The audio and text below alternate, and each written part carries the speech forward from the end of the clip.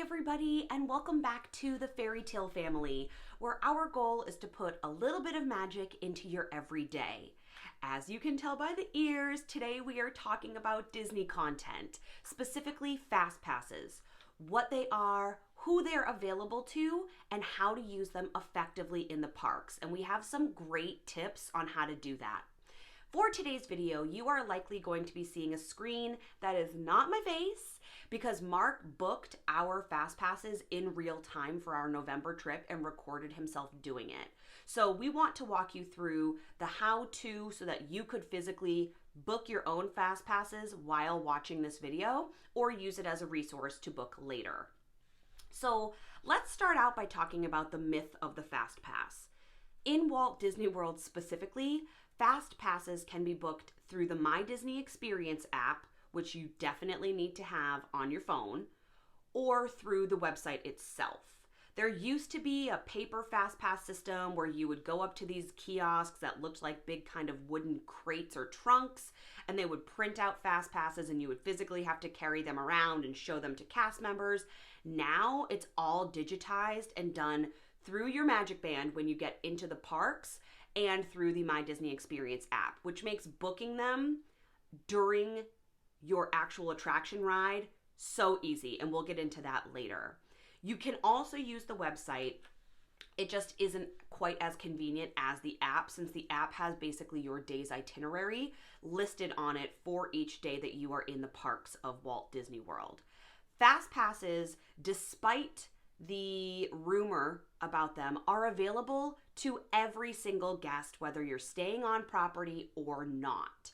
So they're free, they're available to everyone, and you should absolutely use them. A Fast Pass essentially maximizes your time in the park by saving your space in line without you needing to physically be in line.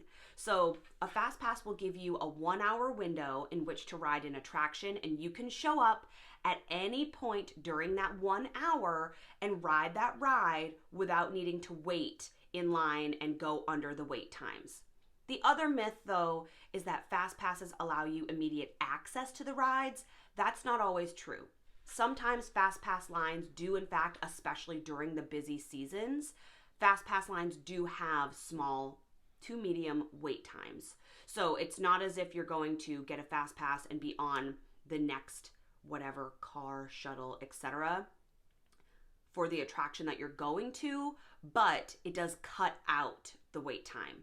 So you can book up to 3 per day in advance. And we'll get into how to roll that into more Fast Passes and how we do it to really maximize our magic in the parks. So let's talk about when can you book them. If you are a Walt Disney World Parks Resort Hotel guest, meaning you're staying on site or on property, which we always recommend, and we will put up in this bar right here our value, moderate, and deluxe resort recommendations, where to stay, the pros and cons. All of that is in those videos. We'll link them above if you would like that information.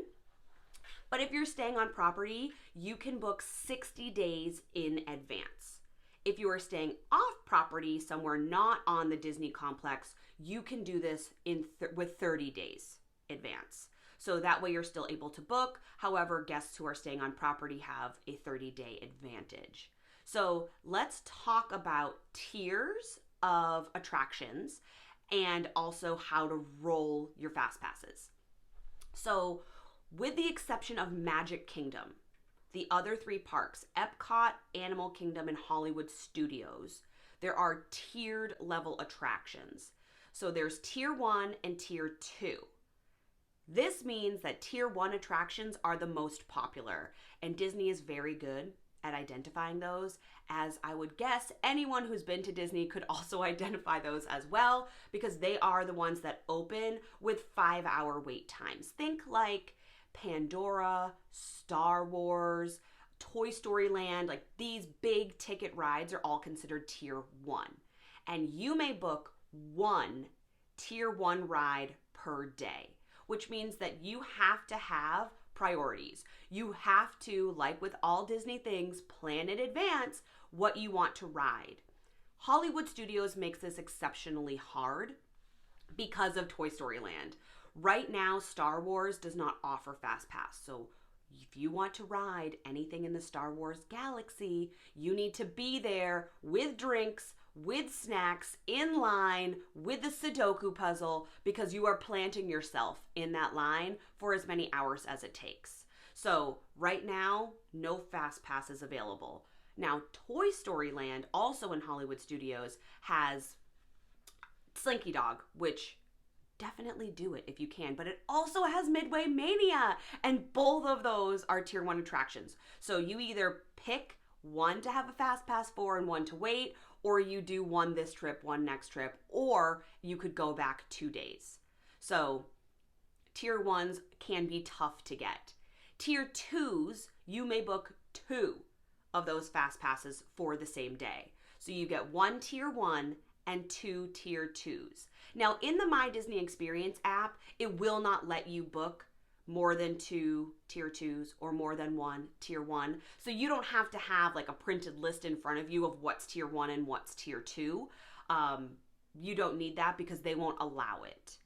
Magic Kingdom, everything is tiered the same. So your fast passes can be booked across all of the various attractions in Magic Kingdom. Now here's the trick, my friends. Listen in. This is the important part. So let's pretend that we are in Hollywood Studios and we have already scanned our magic bands. We're pretending that this watch is a magic band. We've scanned in to our tier 1 fast pass because we were lucky enough to get Slinky Dog. So we've scanned into that. We're still waiting in line. We're in the queue to get to the front so that we can physically ride Slinky Dog. While we're in the queue, we are on the My Disney Experience app booking a fast pass for something available during the day. I know that seems so simple, but people think that you can only book 3 max. No. You can book so many more. Once you've checked into that attraction, you can book and roll your next fast pass in it. So here are some strategies for that. 1, be flexible, because you're not going to get every single fast pass attraction that you want. It's just the nature of the beast, my friends. If you're going during a non-busy season, linked right here. If you're going during a non-busy season, then you can probably get away with walking on to a lot of rides that other people can't. Like, for example, we're going in November. It's going to be busy. It's the opening of Christmas season. We're ready for that. We're prepared for that. We've made our priority list. What you need to do before you sit down and book your fast passes is you need to make the priority list.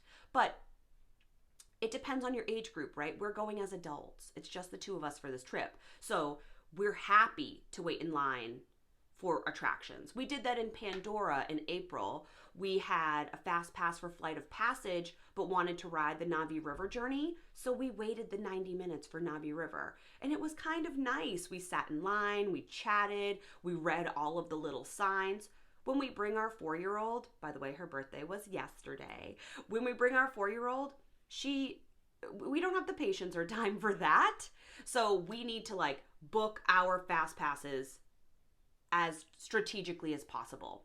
By the way, I did make a freebie how-to guide that's linked below, so that will condense all of this video's information into that guide, so that you can take it with you on the go, or you can print it out, you can have it downloaded, but it'll be linked right in the description box of this video. So that's the first strategy. Know your audience, have your priorities. Number 2, book your fast passes as early in the day as you can.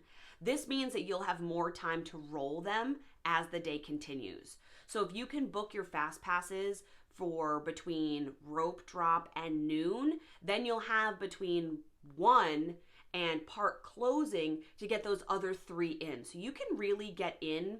You can keep rolling them. You could get 6 to 9 fast pass attractions in, as long as you're in the queue, you're booking that next one. So you go in with your 3 booked, and then you continue to add one as you cross one off your list. I hope that makes sense to you. I really do. Okay, so booking them early for the day, knowing your audience. Tip number 3 is that using the My Disney Experience app will allow you to change them really easily. Also, last minute FastPasses pop up every day, all the time. So if there's one that you can't book for a specific day that you're in that park, keep checking back throughout the day because a lot of people cancel. There are a ton of no-shows for FastPasses because they're free. So you have the availability to keep changing yours. So always be checking back in My Disney Experience. This is not an ad for them, but it is like a necessary thing that you need to do to make sure that you're maximizing your FastPass time. Tip number 4, start on the last day of your trip and work backward. So this strategy allows you to get ahead of the people who are going to be booking several days after you. So one of the things, and we have done this, we didn't do this for November because we're only there for such a short period of time, but if you are staying in Disney for an elongated week or more, start booking your FastPasses on that last day and then work your way backwards. That will allow you to have a better chance really of getting into those tier 1 attractions that are really hard to get into that last day. And then if you can't get into them, you can always filter them into the other days of your trip. You cannot, with the exception, there is one exception, you cannot book FastPasses across parks. So if you're spending the day in Magic Kingdom and then traveling to Animal Kingdom in the afternoon, you would have to pick a park where you would use your FastPasses. And my last piece of information about FastPasses for you are the top 4 most difficult attractions right now to get as a FastPass. Are you listening? They are Flight of Passage in Pandora, of course, still Seven Dwarfs Mine Train in Magic Kingdom, Slinky Dog in Hollywood Studios, and one of our personal favorites in Epcot, Frozen Ever After. So good, so good. But Mark won't ride it without Callie. He has this allegiance to Callie in Frozen Ever After, which makes me a little sad because I would really like to go on it for November. It's very wintry, very seasonally festive, but no, we have to wait until we come back with Callie. So that's fine, that's fine. But those are the top 4 most difficult to get tier 1 FastPasses. That is all the information I have for you today about FastPasses. I'd love to know what you book.